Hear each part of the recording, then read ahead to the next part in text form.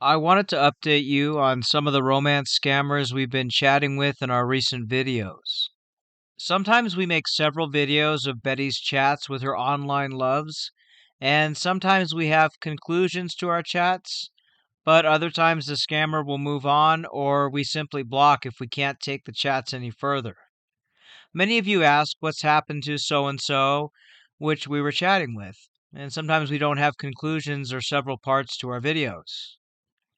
Recently, Betty had a few online loves where there was no conclusion via our voice chats. The relationship ended through text, or the scammer refused to chat with Adriana, so we blocked him. Here are a few updates on our recent videos. Jason in the Bardeen Mart.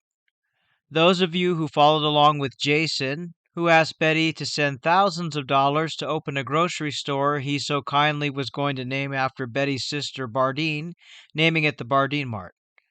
We ended up blocking him as Adriana tried to call him several times regarding the money, and he simply refused her calls.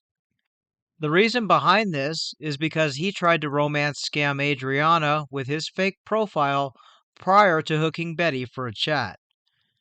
We thought we heard the last from Jason, but he kept coming back with a new Jason profile trying to friend Betty again. We just continued blocking him.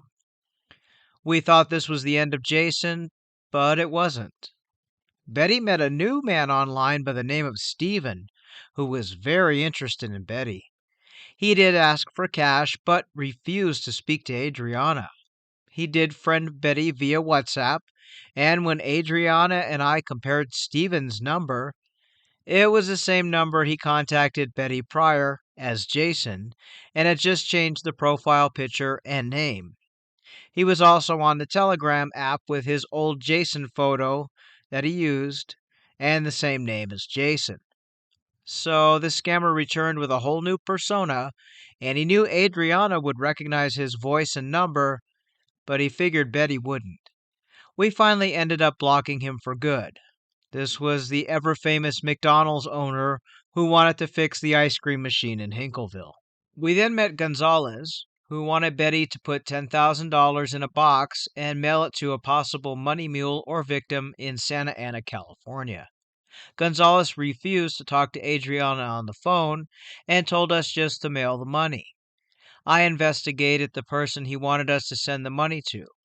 It turned out to be a woman who lived in a mobile home park in Santa Ana, California. I found her number via search, and the woman who originally was from Vietnam but now living in America. When I spoke to her about Gonzalez, she had no idea who Gonzalez was, but told me she was online dating a man named Wilson Jones who was deployed to Yemen for peacekeeping, and told her the military agent named Betty was going to mail her his military retirement bonus of $10,000, and she was to deposit the money in her bank, then transfer the money to a UK bank account. I spoke to her for nearly an hour, trying to make her understand what was going on and that she was involved with a scammer who made her a money mule. She was confused, but I believe she understood the situation by the time our conversation ended.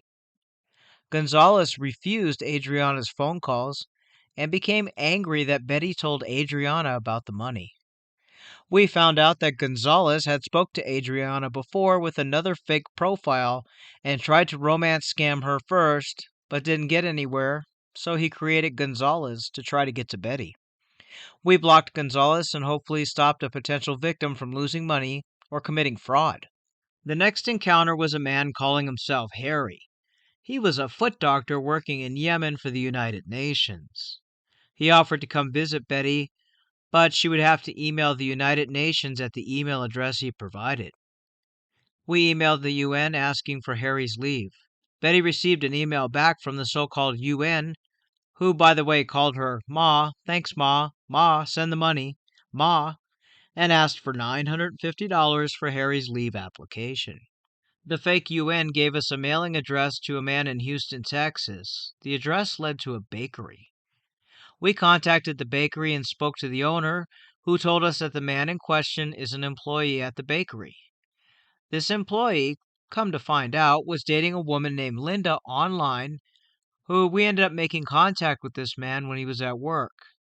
He told us that Linda was a woman he met through a dating app and she was modeling working in Ghana for a photo shoot, and she needed him to accept $950 from the photographer agent, and then once he received the money, he was to transfer it via RIA transfer to Ghana, where his so-called girlfriend would use the cash for new outfits for her modeling shoot.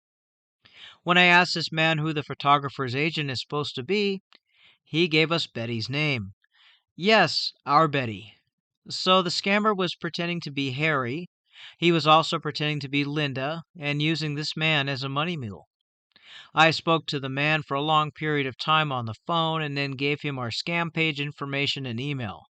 He ended up emailing us Linda's dating profile, which was, of course, a fake profile using a model photo. I was able to warn the man, and he had confessed that Linda had him buying iTunes cards for months. He said he would block her right away and thank me for helping him before he lost more money or committed a crime. In all these cases, the scammers were blocked by us and can no longer contact Betty with their fake profiles. What seems to be happening is romance scammers see Betty as a cash cow, and they keep coming back with new fake profiles to entice her and try to get the cash from her because they all, of course, think Betty is very wealthy.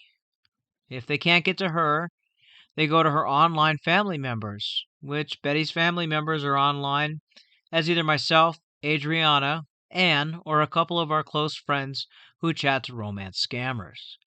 So we all know when they return. It's interesting to see how they are using people as money mules and how they are trying to come back with new people and new profiles. This goes to show you that even though you block a scammer, they always return. We have moved on from all these guys and will find Betty another new online love. The sad part of it is, there are hundreds more waiting to chat to Betty. Thanks for asking about the updates, and stay safe.